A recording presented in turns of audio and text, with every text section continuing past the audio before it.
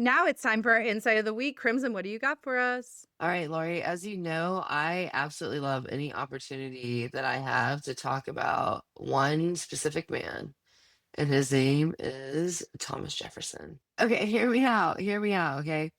So, the insight of the week is with good health and good spirits, the pleasures surely outweigh the pains in life.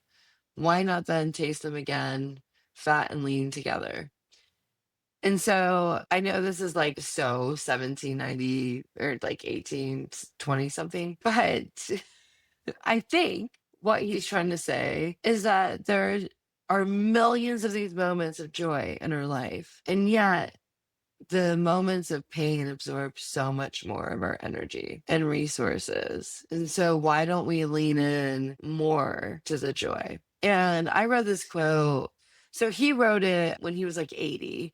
Him and John Adams, for the history nerds, were not political friends, but aged, they got really old together. And it was in one of the letters that he wrote to John Adams, like close to his deathbed, if not on his deathbed. And John Adams lost his whole family to illnesses. Thomas Jefferson lost his wife at a young age. He lost multiple children.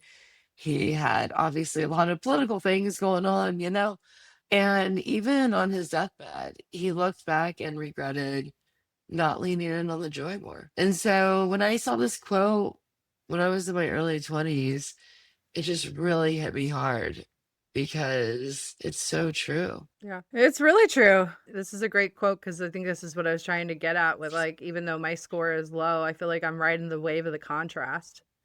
right? Like this week I got off crutches and so I'm able to walk around the boot. I can move like a little bit more and I'm really, really excited about it. I'm really excited about going outside. I'm really excited about getting back into my sauna. These things that were just kind of felt like to-do list items in my life prior to getting hurt. I feel so enamored with them, so joyful that I get to do them. And I think that they're great examples of how, if we are not paying attention, if we're not attuned to find the joy in our life, we can get stuck in the negativity and miss the contrast because our brain is always looking for what is the threat.